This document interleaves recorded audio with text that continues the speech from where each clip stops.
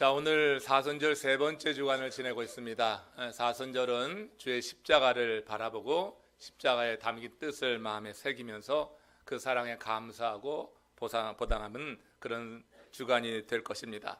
오늘 시간 주시는 말씀이 우리들 마음에 그렇게 주의 사랑이 좀 더 깊어지는 은혜가 임하기를 원합니다. 최근 의료계에서는요, 비약물 치료법 가운데 아로마 요법이라고 하는 것이 각광을 받고 있다고 하죠. 이것은 향기를 가지고 병을 치료하는 요법이 됩니다. 이 요법이 발달하는 이유는 사람들마다 좋은 냄새 그리고 나쁜 냄새에 대한 현격한 차이를 보이고 있기 때문이라고 하는 겁니다. 그 결과 몸의 신진대사, 명역체제 등에 큰 영향을 미친다고 하는 연구 결과가 있어서 이 아로마 요법이 각광을 받고 있는 거예요. 사람마다 좋아하는 냄새, 또 싫어하는, 역겨워하는 냄새가 있습니다. 좋아하는 냄새를 맡을 때 그 냄새가 우리의 몸에 이완을 주고 우리 면역 체계까지 바꾸면서 건강을 회복시켜 준다고 하는 거죠. 한 불면증으로 고생하던 직장 여성이 있었습니다.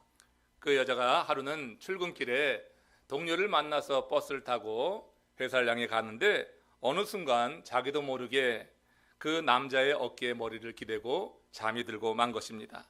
그녀는 남자의 어깨에 고개를 기대고 잠들었다고 하는 사실이 좀 부끄러웠지만 자신이 깊은 잠에 빠져들었다고 하는 사실에 더욱 놀랐습니다. 무엇 때문에 잠에 깊이 빠졌는지 아무리 생각해도 알 수가 없었어요. 원인이 궁금했던 이 여자가 그 이후에도 몇 번의 만남을 통해서 그 남자의 그 어깨에 고개를 기대고 잠드는 그런 일이 있었어요. 영화를 함께 보러 갔다가 영화는 보지 않고 잠만 실컷 자고 나왔습니다. 이게 웬 조한가 그랬는데 그 남자에 대해서 이제 호감을 갖게 되면서 몇 번의 더 만남을 더해가던 중에 그 원인을 찾았다고 하는 거예요. 그것은 그 남자가 사용하는 스킨 향 때문이었다고 하는 겁니다. 그가 사용한 그 스킨 향은 어려서 자기가 아빠 품에 이게 잠들 때 맡았던 그 향기였다고 하는 거예요. 그 짙은 향기, 그 향기, 어려서 아빠 품에 잠들 때 맡았던 그 스킨 향은 그녀에게 잠을 의미했다고 하는 거예요. 그래서 그 남자에게서 풍겨나오는 스킨 향을 맡으면서 어린 시절처럼 그 심신이 이완되면서 잠들었다고 하는 거예요. 이렇게 여러분, 우리에게 좋은 기억으로 남는 냄새가 있습니다. 그 향기가 있습니다. 그 향기는 우리의 삶에 이런 변화를 일으킬 수 있다고 하는 거예요. 우리 하나님에게도 좋은 냄새가 있어요. 우리 하나님이 맡으실 때 향기로운 냄새가 있다는 것입니다. 레위기에 보면은 구약의 5가지 제사법이 소개되는데 그 가운데 번제라고 하는 것이 있습니다. 이스라엘 백성의 죄를 사하는 그런 제사로서 그 절차가 이런 것입니다. 소나 양을 제사장이 잡아서 그것을 각을 떠서 번제단 위에 올려놓죠. 그리고 불에 완전히 사르는 것입니다. 그래서 그 짐승을 태운 연기를 하나님께 올리는 거예요. 성경은 이때 올라가는 그 번제 연기에 대해서 레위기 1장 9절에서 이렇게 말합니다. 여호와께 향기로운 냄새니라. 하나님이 맡으실 때 향기로운 냄새가 있다, 이렇게 말씀하고 있어요. 하나님은 이 향기로운 냄새를 기쁘시게 받으셔서 그 제사를 올리는 그 백성의 죄를 사해 주셨다고 하는 것입니다. 지금 사순절 세 번째 주간을 지낸다고 했어요. 사순절에는 십자가를 생각합니다. 신학적으로 보면 그 십자가, 예수 그리스도의 십자가 사건은 인류의 죄를 대속하기 위한 일회적인 사건입니다. 이 일회적인 사건에 대한 믿음을 갖고 있는 자가 죄 사함을 받게 되고 주 안에서 자유를 누리게 되는 거예요. 그 십자가는 한마디로 번제단을 의미한다고 볼 수가 있어요.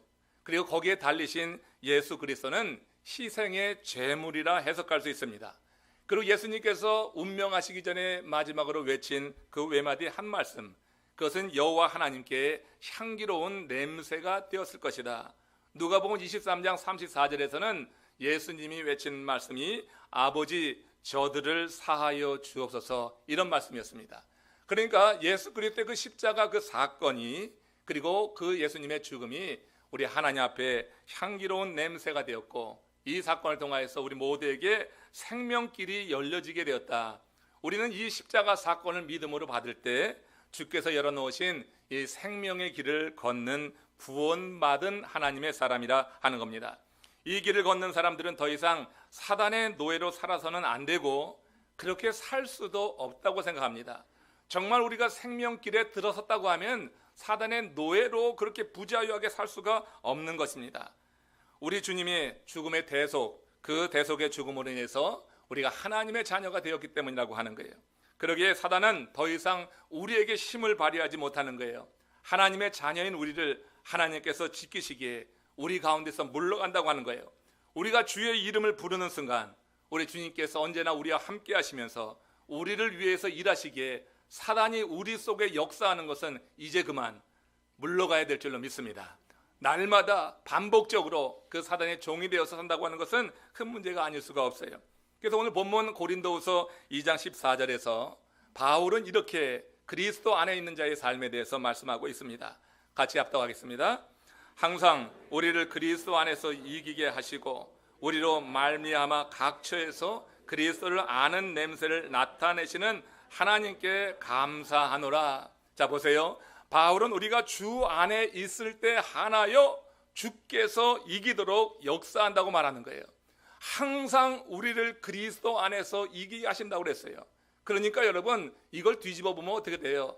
우리가 그리스도 안에 있지 않게 되면 우린 지는 거예요. 우리가 그러나 그리스도 안에 있을 때 우리는 항상 이기는 그와 같은 은혜를 주께서 우리에게 허락하신다고 하는 거예요. 바울은 우리가 거하여 살아가야 할 영적인 삶의 경계를 지금 말하고 있는 거예요. 우리는 항상 그리스도 안에 머물러 있어야 될 줄로 믿습니다. 이게 영적인 경계라고 하는 거예요. 이 안에 있게 될 때 우리는 승리를 거두는 거예요. 우리가 살아가는 삶의 현장은 영적인 전쟁터라고 그랬어요. 그리스도 안에 있지 않으면 이 전쟁에서 우리는 지게 되는 것입니다. 우리는 살아가야 될 삶의 경계가 있어요. 우리 몸 가졌다고 자유의지 있다고 아무렇게나 살 수가 없는 거예요. 하나님의 자녀가 된 우리들은 그리스도 안에 살아갈 때 하나님이 도우심을 경험할 수 있다고 하는 거예요. 다윗은 이것을 시편 16편 6절에서 내게 줄로 재어진 구역이라고 하는 거예요. 그러니까 하나님의 사람들에게는 하나님이 줄로 재어진 구역이 있는 거예요. 이 세상 우리가 마음대로 다닐 수 있는 것 같지만 우리가 거하여 살 것은 하나님이 정해준 줄로 구역으로 재어진 그 구역 안에서의 삶이 돼야 될 줄로 믿습니다. 이걸 신학적으로는 주 안에서 영적으로 그렇게 해석하는 거예요. 주의 말씀 안에서 주님이 지도하시는 그런 삶 안에서 살아가는 것이 우리 성도들의 살아갈 삶의 구역이라고 하는 거예요. 우리는 이제 육적 욕망에 따라 살면서 죄의 열매를 더 이상 맺어서는 안 될 것입니다. 죄의 열매를 멀리 해야지 될 것입니다. 하나님께서 줄로 재어진 구역 안에 살면서 그리스도 안에 살면서 의의 열매를 맺고 살아가야지 될 것이라고 하는 거예요. 이 의의 열매를 맺고 살아가는 것, 그것을 가리켜서 바울은 오늘 뭐라고 얘기했냐면 우리로 말미암아 각처에서 그리스도를 아는 냄새를 나타내게 하시는 하나님께 감사한다 그랬어요. 우리가 의의 열매를 맺게 될 때 우리가 그리스도를 아는 냄새를 우리가 살아가는 각처에서 우리는 그 냄새를 나타내는 하나님의 사람이 되는다 하는 것입니다. 여러분, 이런 삶이 우리 삶의 목표가 되기를 주의 이름으로 축원합니다. 사순절에 우리가 십자가를 생각할 때 내 죄가 대속받아서 자유하게 되었고 이제 내가 그리스도 안에 살아감으로 인해서 승리를 거두고 승리를 거두는 사람들은 각처에서 그리스도를 아는 냄새를 풍기며 살아가는 사람들이다 하는 거예요. 현대 미술의 거장으로 알려진 조르주 루어라고 하는 사람이 있습니다. 피카소와 함께 현대 그 3대 거장 중에 하나로 알려졌는데 그의 작품 중에 매우 인상적인 제목의 작품이 하나 있습니다. 예수님에 관한 그림을 거친 톤으로 그려내는 그런 화가인데 그 가운데 매우 인상적인 제목이 있어요. 그게 뭐냐면 의인은 향나무 같아서 치는 도끼에 향을 묻힌다 이런 거예요. 근데 이 제목을 많은 사람들이 바꿔서 향나무는 자기를 찍는 도끼에도 향을 묻힌다 이렇게 바꿔서 많이 기억하는 것 같아요. 한번 그림을 보여줘 보세요. 여러분, 자신을 찍고 아프게 한 도끼날에 독을 묻히는 것이 아니라 향을 묻혀준다고 하는 거예요. 의인은 향나무입니다. 향나무를 도끼로 찍으면은 그 도끼날에는 독이 묻는 게 아니라 향이 묻는다고 하는 거예요. 우리가 여러분 그리스도를 아는 냄새를 풍긴다고 하는 것이 뭡니까? 우리가 여러분 살아가면서 누군가 우리에게 도끼로 찍듯이 우리에게 상처를 줄 수도 있고 아픔을 줄 수도 있습니다. 그러나 여러분 주 안에서 자유한 하나님의 사람들, 우리가 의인이 되어서 향나무가 되었다고 하면 그리스도를 나타내는 그 냄새를 나타내는 삶을 살아가게 될 때 우리는 그에게 도구로 돌려주는 것이 아니라 그리스도의 향으로 돌려줘야지 된다고 하는 그런 말이 될 것입니다. 바울은 전도하다가 짓밟히고 핍박당할 때가 많이 있었습니다. 그때 상대에게 독을 내뿜지 않았습니다. 그리스도의 향기를 풍겼다고 하는 것입니다. 바울은 하나님께서 자신을 그리스도 안으로 이끄셔서 항상 죄를 이기게 하시고 각 처에서 그리스도를 아는 냄새를 나타내며 생명을 구원하는 그 의의 열매를 맺게 하셨다고 그렇게 고백하고 있어요. 이렇게 바울은 진정 하나님께 감사한다 고백하고 있는 겁니다. 생명을 맺게 하는, 열매를 맺게 하는 그 삶을 살게 하신 하나님께 감사하는 거예요. 여러분, 생산적인 삶이라고 하는 것은 바로 이것입니다. 하나님이 보시기에 향내나는 냄새를 풍기는 생산적인 삶은 세상에 물질을 남기는 것이 아니라 세상에 하나님의 사람을 남기는 건 줄로 믿습니다. 이게 그리스도의 향, 그 냄새를 나타내는 자들이 하나님 안에서 은혜 누려서 행하는 의의 열매라고 하는 거예요. 바울은 이렇게 살도록 이끄신 하나님께 진정으로 감사한다고 고백하고 있어요. 이렇듯 영혼을 구원하는 것은 바울처럼 그리스도를 아는 냄새를 내뿜을 때 가능한 거예요. 한 영혼을 구원하는 것은 정말 쉽지 않은 것입니다. 그러기에 여러분들이 하늘나라 부름 받을 뛰기 전까지 한 영혼이라도 진심으로 구원시켜서 그 영혼이 하나님의 백성이 되었다고 하면 여러분들은 하나님께 받을 상급이 있는 거예요. 한 영혼이 구원받는 것은 우리가 그리스도를 아는 냄새를 우리의 삶을 통하여서 풍기게 될 때 그 영혼의 문이 열려지고 그 심령의 문이 열릴 때 그 가운데 복음이 들어가서 뿌리를 내려서 그와 같은 결과를 맺게 된다고 하는 거예요. 지난 수요일 오전에 빌립보서 강해를 마치고 급히 마이애미 병원으로, 대학병원으로 신방을 갔습니다. 여러분 다 아시는 유람선에서 일하다가 사고를 당해 사경을 헤매고 있는 분이 계시죠. 중국 격포 리지안 형제에게 세례를 주기 위해서 급히 찾아갔습니다. 리지안 형제는 지난 20여 년간을 1년에 단 한 차례 중국에 살고 있는 가족들을 휴가 때나 만나보면서 직장 생활을 해왔습니다. 유람선 직원으로 일하고 있었지만 단 한 번도 가족들에게 그 여행을 시켜주지 못한 그것이 늘 마음에 걸려서 그는 지난해 초 중국을 방문했을 때 아내와 아이들에게 약속을 했다고 하는 거예요. 그리고 바로 가족들을 위해서 비자와 여권을 준비시켜 놓고 자신은 직장일 때문에 먼저 미국으로 돌아와서 가족과 만날 날을 손꼽아 기다리면서 기쁜 마음으로 기다리고 있던 중, 그러면서 일하던 중에 그만 사고를 당했어요. 큰 사고를 당했습니다. 사람의 일 한 치 앞도 모른다더니 그렇게 마련해둔 여권과 비자 덕분에 지한 형제가 사고 났을 때 가족들은 바로 미국으로 들어올 수가 있었습니다. 그래서 그는 아내와 아이들과 함께 크루즈 여행을 가겠다고 하는 약속은 지키지 못한 채 지금 9개월 동안 병원에 있지만 그 가족의 돌봄을 받으면서 가족과 함께 있는 거예요. 아직도 얼마나 더 치료를 받아야 될지 모르겠더라고요. 그러나 처음에 정말 이게 살 건가 했는데 지금은 이제 의식이 조금 돌아와서 뜨문뜨문 의사소통까지 할 수 있게 되었다고 하는 거예요. 이 형제가 우리 교회 전도팀 또 사랑하는 몇몇 형제들이 지속적인 관심과 방문을 받으면서 마음을 조금 열었던 것입니다. 그런데 지난주에 다시 생사를 넘나드는 아주 위험한 순간을 맞게 된 거예요. 한 번 더 위기가 찾아왔습니다. 그때 이 아내가 그가 하나님의 은혜로 의식을 다시 조금 차였을 때 그에게 조심스럽게 물었다고 하는 거예요. 여보, 오늘 우리 목사님 모셔서 세례 받는 게 어때요?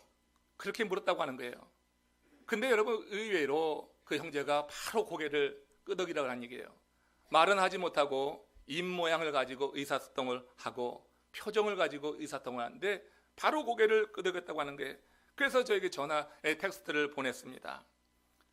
그래서 여러분 정말 가서 만나게 되는데 왠지 모를 그런 마음에 의해서 제 집사람에게 보낸 그 텍스트로 인해서 신방을 하게 된 거예요.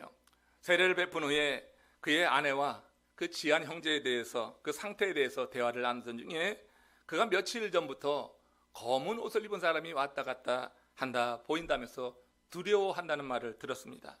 제가 세례를 베푼 이후에서 그 말을 들은 다음에 바로 그 형제에게 말했습니다. 말을 알아듣긴 하기 때문에. 그래서 형제에게 말했어요. 다시 그런 것이 보인다고 하면 그때는 예수 그리스도의 이름으로 외치세요. 예수 그리스도의 이름을 부르세요. 그러면 그 순간 주께서 영으로 역사하셔서 당신 마음에 있는 그 두려움을 물리쳐 주실 거고 어둠을 물리쳐 주실 것입니다. 저는 믿음으로 확신을 가지고 그렇게 말했습니다. 그 형제가 정말 간절한 마음으로 세례를 받았기에 그는 하나님의 자녀가 되었어요. 이제 하나님의 자녀가 된 자에게 하나님께서 어떻게 지키시는 것을 이제 알게 하기 위해서 다시 어두운 것이 보이면은 예수 그리스도의 이름을 외치라고 그렇게 말했어요. 그러자 이 지한 형제의 얼굴이 화색이 돋으면서 미소가 싹 번지더라고요. 그 모습을 보는데 얼마나 좋은지 몰랐어요. 예수 그리스도, 그 예수 그리스도의 이름으로 세례를 베풀고 이 형제는 예수 그리스도의 이름의 능력을 믿음으로 받고 그래서 이제는 다시 그런 일이 있을 때 예수님의 이름을 부르겠습니다 하는 표시로 얼굴에 환한 미소를 번지는 것, 제게 주는 하나님의 응답이었습니다. 여러분, 우리 예수 그리스도 이름에는 능력이 있습니다. 우리가 그의 능력을 가지고 우리는 영적인 싸움에서 이기는 것이지 우리의 힘으로 이 세상 영적인 싸움에서 이길 수가 없는 거예요. 주의 능력이 저와 여러분들 마음 가운데도 그렇게 임하시기를 주님의 이름으로 축원합니다. 이러한 일이 이루어지기까지 예수 그리스도를 아는 냄새를 풍긴 몇몇 성도들이 있는 거예요. 먼 거리를 마다하지 않고 찾아가는 거죠. 리안 형제에게 뭘 바라겠어요? 중국 동포 나아지면은 이제 고향으로 돌아갈 것입니다. 뭘 바라고 하는 일이 아니에요. 예수 그리스도의 사랑으로 그 은혜 안에 살고 있기 때문에 그 사랑이 필요한 이에게 그리스도를 아는 냄새를, 그런 헌신을 통하여서 보여준 우리 전도팀과 몇몇 성도님들, 제가 이럴 때는 이름을 밝히지 않아요. 하나님이 다 이미 아시고 큰 위로로 이런 변화를 통하여서 응답해 줬다고 생각하기에 여러분 계속해서 그리스도를 아는 냄새를 여러분들이 할 수 있는 범위에서 할 수 있는 때에 아낌없이 베풀 수 있기를 주의 이름으로 축원합니다. 그래서 한 영혼이 일어나는 거예요. 이걸 가리켜서 고린도후서 2장 15절 16절에서 바울은 이렇게 말씀하고 있습니다. 같이 읽습니다. 우리는 구원받는 자들에게나 망하는 자들에게나 하나님 앞에서 그리스도의 향기니 이 사람에게는 사망으로부터 사망에 이르는 냄새요 저 사람에게는 생명으로부터 생명에 이르는 냄새라. 누가 이 일을 감당하리요? 우리는 그리스도의 향기예요. 우리가 가 있는 곳에 두 가지 현상이 일어나요. 우리를 배척하는 사람들이 있고 우리를 환영하는 사람들이 있어요. 왜냐하면 우리에게 그리스도의 향기가 드러나기 때문에. 정말 예수를 잘 믿는 사람은 그리스도의 향기가 우리가 가 있는 곳에 나타나야 되는 건데 그 냄새를 맡는 사람들의 반응이 두 가지라고 하는 거예요. 바울은 예수 안에서 구원받은 우리 앞에, 하나님 앞에서 우리가 그리스도의 향기라고 하면서 우리가 발산하는 향이 어떤 사람에게는 사망에 이르는 독가스처럼 여겨지니까, 그러니까 견디지 못하고 우리를 물리치는 거예요. 망할 자들은 우리를 가까이 할 수가 없어요. 예수 믿는 자들을 거부하는 거예요. 그 냄새가 독가스 같은 거예요. 못 맞는 거예요. 그러니까 물리치는 거예요. 그러니까 어떤 사람에게는 생명을 서생케 하는 향기로 느껴지는 사람이 있어요. 그 사람들은 우리를 환영하는 거예요. 여러분, 우리를 배척하는 사람들이 훨씬 많지만 그 중간중간에 우리를 환영하는 생명이 소생되는 그 한 사람들을 바라보면서 우리는 많은 배척을 이겨나가면서 그리스도를 나타내는 냄새를 풍기며 살아가는 사명이 있는 줄로 믿습니다. 여러 사람이 우리를 배척해도 한 영혼이 일어나는 것을 보면, 한 영혼의 마음에, 그 심령에 소생되는 것을 보면 기쁜 거예요. 리지안 형제를 보면서 그걸 봤어요. 많은 분들이 가서 찾아가서 같이 위로하고 기도해 주는데 그가 준 응답이 있는 거예요. 하나님이 준 선물은 그런 미소예요. 한 영혼의 심령에 예수의 이름을 들었을 때, 그 향기를 맡았을 때 미소가 번지는 것, 이거 하나님이 우리에게 주는 보상이에요. 이거면 된 겁니다. 오늘 지금 바울이 그리스도의 향기에 대해서 말하면서 어떤 이에게는 사망에서 사망으로 이런 냄새다, 어떤 이에게는 생명에서 생명으로 이런 냄새다 말할 때 지금 바울의 생각에 하나의 큰 그림이 그려져 있어요. 그 그림이 뭐냐면 당시 전쟁에서 대승을 거두고 돌아오는 로마군의 개선식 장면입니다. 로마군이 전쟁 나가서 큰 승리를 거두고 올 때 그때 어떤 일이 벌어지면 개선군은 로마 거리를 관통해서 주피터 신전까지 행렬을 이루어 나가게 됩니다. 그 장면에 그려보면 이런 거예요. 수많은 로마 시민들이 도로 양면에 나와서 이제 개선하는 행렬을 박수와 환호로 맞이하게 됩니다. 그 맨 앞에 원로회 그 의원들이 선두에 서고 그 다음에 나팔수들이 서고요. 그 뒤를 이어서 전쟁에서 얻은 전리품이 마차에 떼어서 이어져 가게 됩니다. 그리고 제물로 바칠 황소가 뒤따르고 그 뒤로 전쟁 포로들이 사슬에 메어서 끌려가게 되는 것입니다. 바로 그 전쟁 포로들 뒤쪽으로 제사장들이 향로를 드는데 그 향로에서 향기가 풍겨나는 거예요. 향로를 흔들면서 앞서가고 맨 마지막으로 로마 군대가 뒤따라오는 그런 장면입니다. 이런 행렬을 이루면서 큰 행진을 이루게 되는 거예요. 바로 이때 이 향로는 무엇을 의미하냐면 병사들 옷에 묻어있는 피비린내를 제거하는 그런 실리적인 효과가 있다고 하는 것입니다. 또 전쟁에서 죽은 영혼을 달래는 그런 목적으로 향을 풍긴다고 하는 거예요.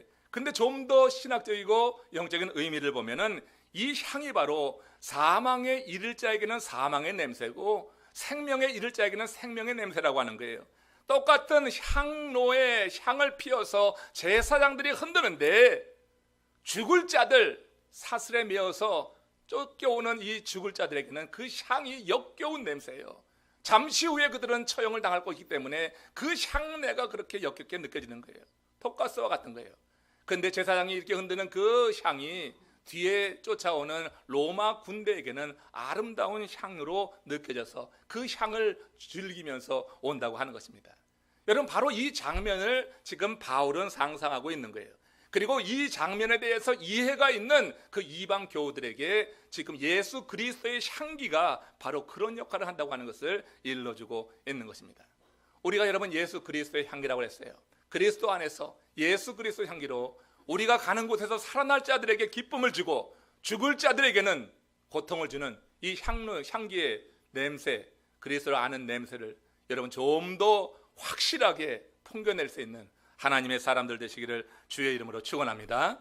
우리가 그 향기를 풍겨내게 될 때 한 영혼 정말 구원받을 자는 그 향기를 너무나 그리워하고 너무 기뻐하면서 그 향기 가까이 나오게 돼서 구원에 이른다고 하는 거예요. 바로 어제 광고에서도 말씀드렸지만 우리 황신길 성도님 하나님의 부름을 받았습니다. 지난 수요일 중환자실에서 호스피스로 옮겼다가 사흘 만에 하나님의 부름을 받게 되었어요.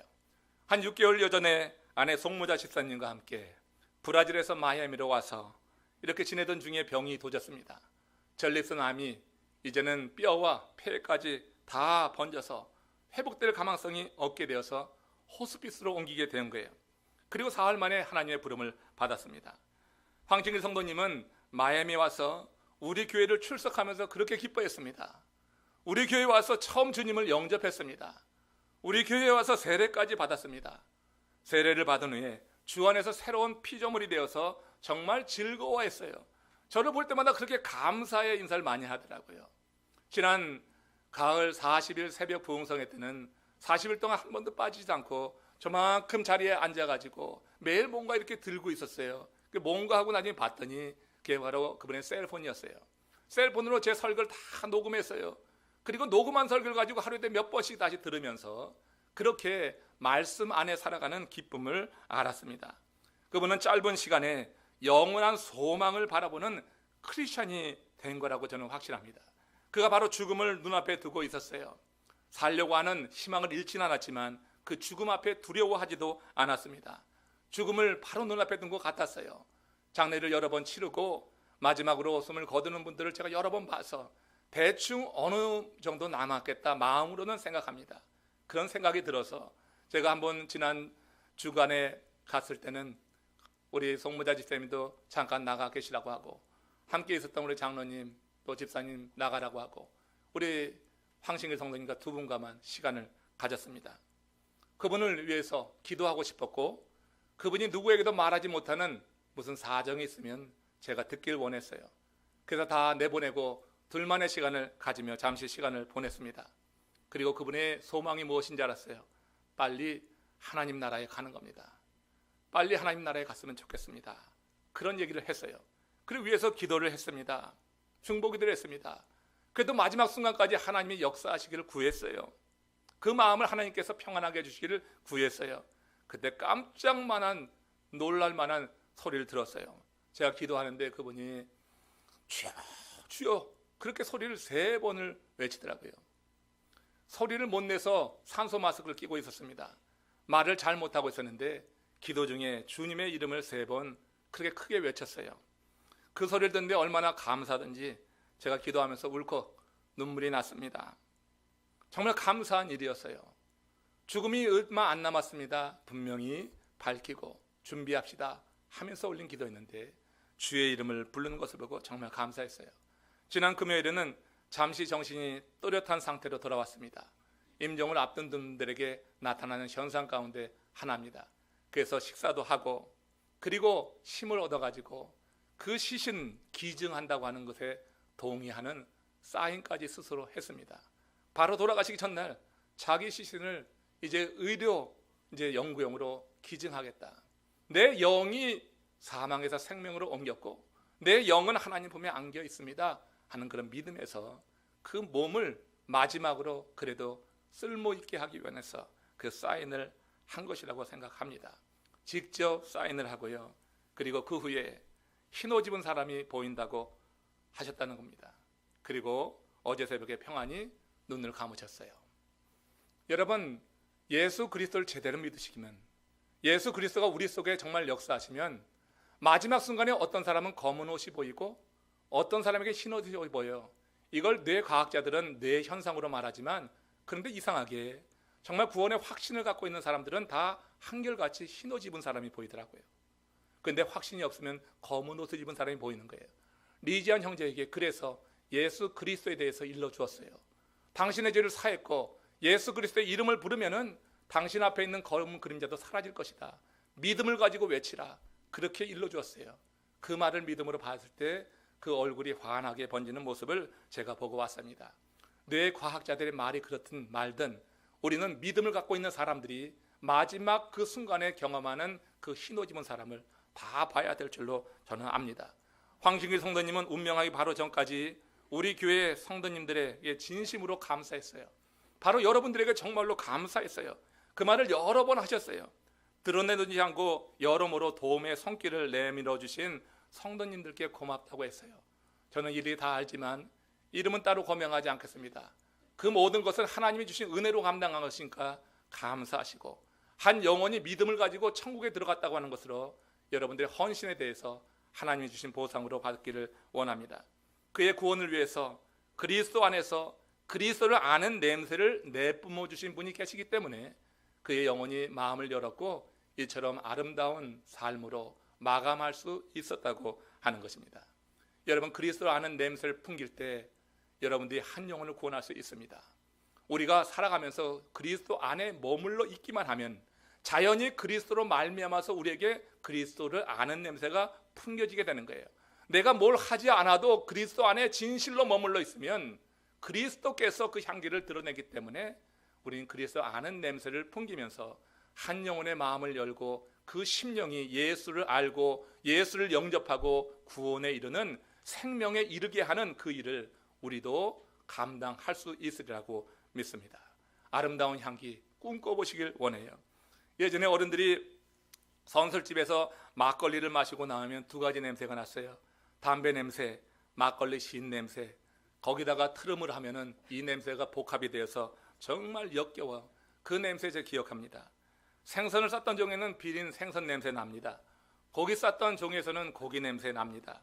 이처럼 사람들은 어느 사람들 틈에 끼어서 섞여서 지냈는지에 따라서 그는 쓰는 말과 행동이 다른 거예요. 사람들이 사용하는 말, 언행, 표정, 그가 어디에 머물러 있고 어디에 섞여 있느냐 그걸 보여주고 있는 거예요. 친구를 보면 그 사람의 됨됨이를 안다는 사실 틀리지 않은 말입니다. 함께하는 사람을 보면 그 사람의 친구를 알 수 있고 친구를 보면 그 사람을 알 수가 있어요. 친구가 돼서 같이 어울린다고 하는 것은 그들이 추구하는 가치에 공감한다고 하는 거예요. 그것이 맞지 않으면 그 그룹에서 나오게 돼 있어요. 오래 머물지 못하는 거예요. 그 향이 틀리기 때문에 머물지 못해요. 그러나 오랜 친구로 계속 간다고 하면 그 향이 그에게도 나는 거예요. 여러분, 역한 냄새 인식하지 못하는 것은 이미 그 자신이 그 냄새를 풍기고 있을 때예요. 내가 역한 냄새, 남들이 다 맡는 역한 냄새, 내가 맡지 못한다고 하는 것은 내가 그 냄새를 지금 풍기고 있는 거예요. 그렇게 된 거예요. 불평불만을 품어내는 삶, 그 sak에 섞여 살면은 그가 쓰는 말도 그렇게 되게 돼 있는 거예요. 사사건건 비판하는 사람과 함께 있으면서 좋은 냄새 날이라고 기대할 것은 착각입니다. 여러분, 우리가 누구와 섞여 사느냐, 이건 대단히 중요한 거예요.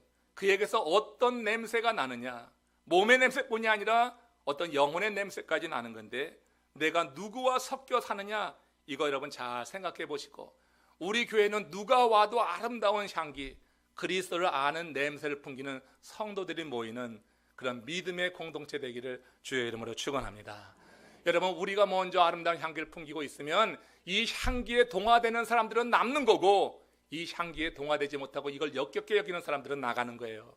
하나님이 우리와 함께 하실 때 우리는 그리스도 아는 향기를 드러내면서 우리의 믿음의 공동체 전체가 정말 이 마이애미 지역에 그리스도 아는 냄새를 풍겨서 적어도 우리 한인 교포들에게, 우리 한인 이민자들에게는 한번 와보고 싶은 믿음의 공동체를 만들어가는 것, 우리가 해야지 될 그런 일이라고 하는 것입니다.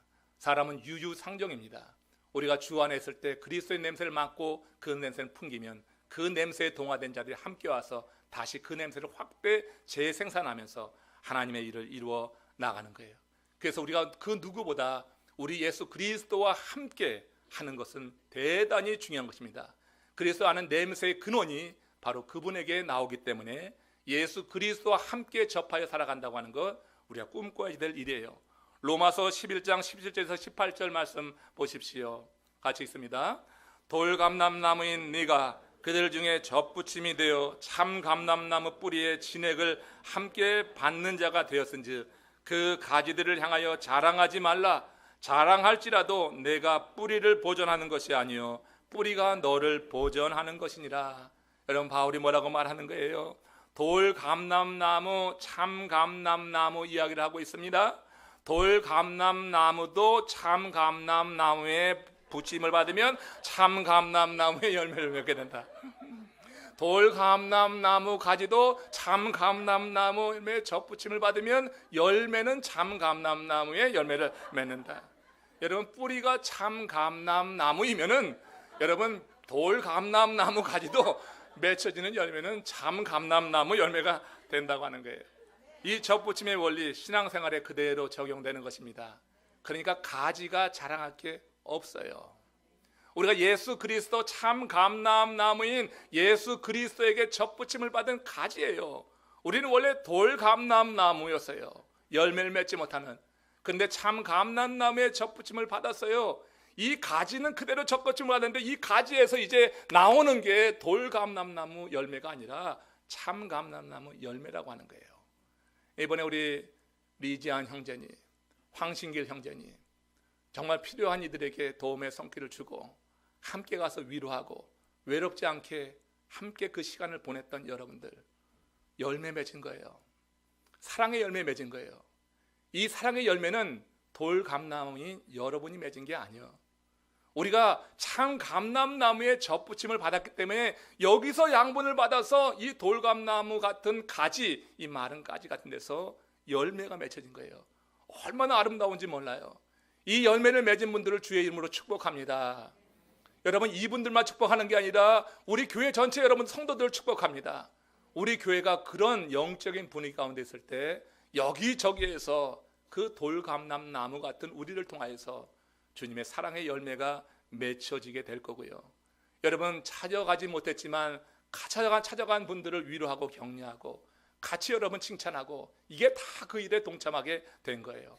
이제는 보다 할 수만 있으면 여러분들 스스로 그 돌감람나무의 열매를 맺은 그런 삶을 여러분도 한번 꿈꿔 보시고 할 수 있는 대로 많은 사랑을 나누어서 주님 앞에 영광을 돌리면서 정말 그리스도를 아는 냄새를 이렇게 많은 분들에게 풍겨나갈 수 있기를 원합니다. 에베소서 5장 2절에서 그것이 바울이 우리에게 권면하는 말씀이에요. 같이 약속합니다. 그리스도께서 너희를 사랑하신 것 같이 너희도 사랑 가운데서 행하라. 그는 우리를 위하여 자신을 버리사 향기로운 제물과 희생제물로 하나님께 드리셨느니라. 그리스도께서 너희를 사랑하신 것 같이 너희도 사랑 가운데서 행하라. 그리스도의 사랑을 받고 구원 얻었으면, 그래서 그 참 감람나무의 접붙임을 받았으면 우리도 사랑 가운데 행하면서 열매를 맺고, 열매 맺었을 땐 내 자랑이 아니에요. 절대로 내 자랑이 아니에요. 그냥 은혜에 감사하면 돼요. 이번에 수고하신 분들 은혜에 감사하시기를 주의 이름으로 축원합니다. 이거 드러낼 거 하나도 아니에요. 하나님이 주신 은혜가 좀 더 큰 거야. 그것뿐이에요.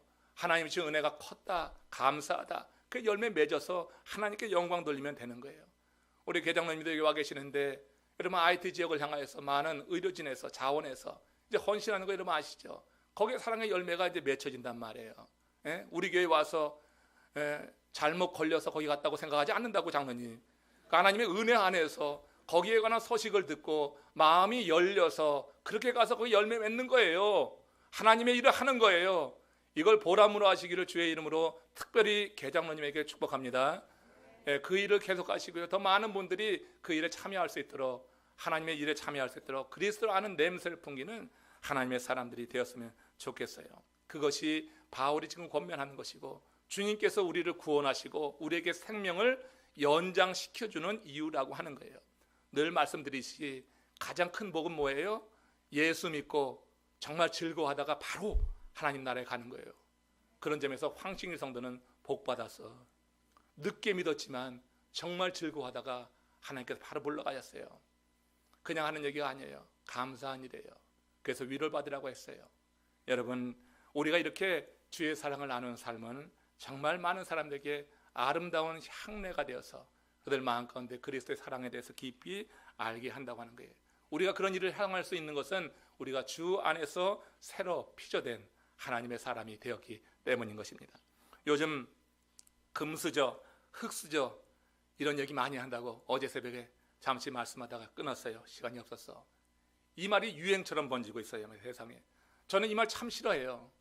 금수저니 은수저니, 누구는 금수저 물고 나오고 누구는 흙수저 물고 나오고, 많은 사람들이 자신의 불행한 현실을 이런 말로 위로받고 싶어하는 것은 이해가 되지만, 우리가 어디에서 누구를 통하여서 태어나냐 하는 것은 절대로 하나님의 주권에 달려있는 거예요. 우리가 여러분 금수저 또 흙수저 타령하는 것은 하나님의 주권에 대해서 저항하는 거라 생각해. 하나님이 그렇게 만드시고 그렇게 태어났으면은 이걸 운명론적으로 받으라는 것이 아니라 창조주 하나님을 믿는 믿음으로 받으라고 하는 거예요. 어떤 사람은 그야말로 세상이 말하는 것처럼 금수저 물고 태어난 사람이 있어요. 태어나면서부터 벌써 틀려. 태어나면서부터 수십억의 주식을 갖고 태어나는 사람이 있는가 하면 평생을 모아도 1억도 못, 1억은 무슨 1억이요. 갈 때 얼마 남기지도 못하고 통장에 잔고가 마이너스 잔고로 하고 가는 사람도 있어요. 그런 걸 생각하면 그런 겁니다. 그렇지만 하나님의 주권이라고 하는 것, 창조적 주권에 대한 믿음, 하나님을 믿는 하나님의 사람들은 금수저, 흙수저 타령하는 건 옳지 않다고 저는 생각해요. 금수저로 태어난 인생이 금수저 물고 금수저인 그 부모 그림자 밑에 살다가 가는 것은 아무 의미가 없는 거예요. 그렇게 흙수저로 태어난 인생이 부모 탓이나 하면서 그 삶의 지경에 갇혀서 불평불만이나 쏟아내면서 자기의 그 실패에 대해서 그래 합리화하는 것, 이것도 옳지 않은 거예요.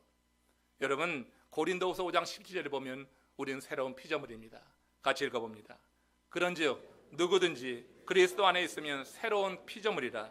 이전 것은 지나갔으니 보라 새 것이 되었다. 그리스도 안에 있으면 이제 우리는 새로운 피조물이 된 것이니 우리는 사람들이 말하는 금수저, 흙수저 타령 그만하자고 하는 거예요. 그런 거 그만하자고 하는 거예요. 우리의 영적 부모는 하나님이시기 때문입니다. 우리는 주 안에서 새 것이 되었습니다. 이제는 하늘나라 수저를 입에 문 사람이 되었어요. 하나님 나라 그 일을 위하면, 먼저 그 나라 그 일을 위하면 하늘나라 수저문 우리들에게 하나님께서 공급해 주십니다. 먹을 거, 입을 거, 살 거 공급해 주십니다. 우리가 너무 세상 염려에 빠져서 세상 것만 둘러보기 때문에 그런 삶을 살아가는 거예요. 그냥 그런 삶을 살아가는 거예요. 하나님의 영광을 위해서 어떤 일을 우리가 할 수 있을까? 하나님이 내게 주신 사명은 무엇인가? 어떻게 하면은 이 돌감난 나무 가지에도 이 하나의 열매가 맺을 수 있을까? 이 생각을 해야죠.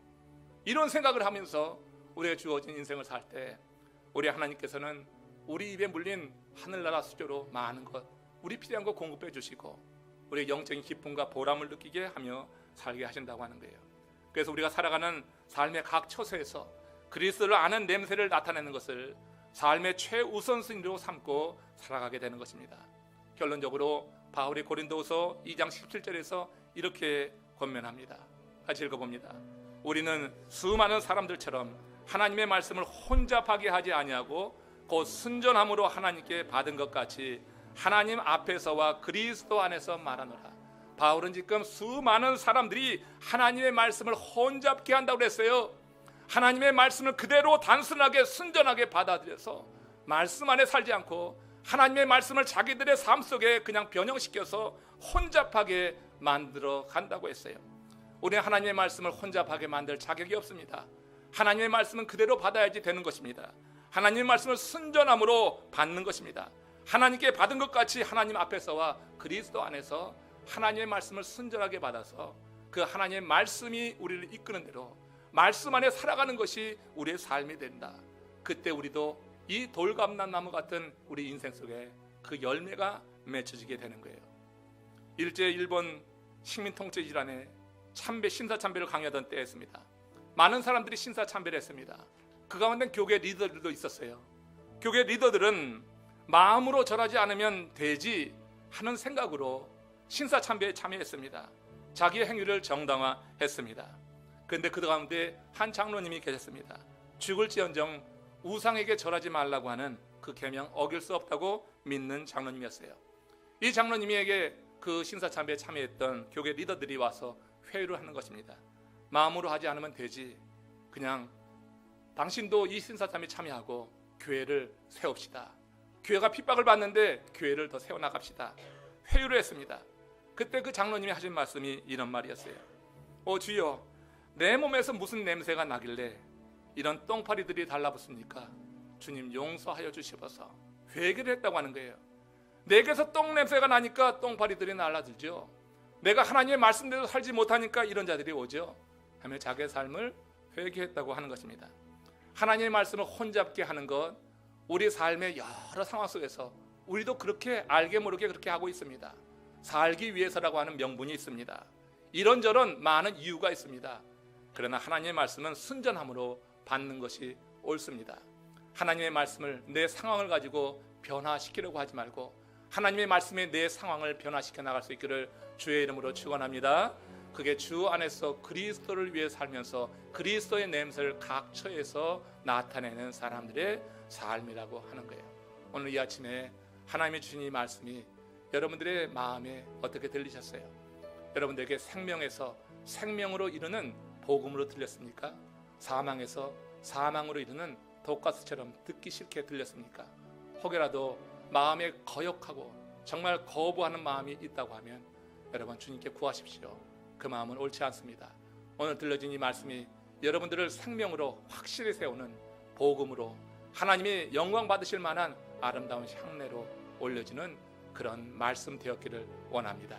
이 말씀 가운데서 우리 이 사순절 세 번째 주간 주의 십자가도 바라보면서 할 수 있는 대로 각 처에서 그리스도를 아는 냄새를 저와 여러분 함께 같이 드러내며 살아가는 이런 사순절 기간 거룩한 주간 되기를 주의 이름으로 축원합니다.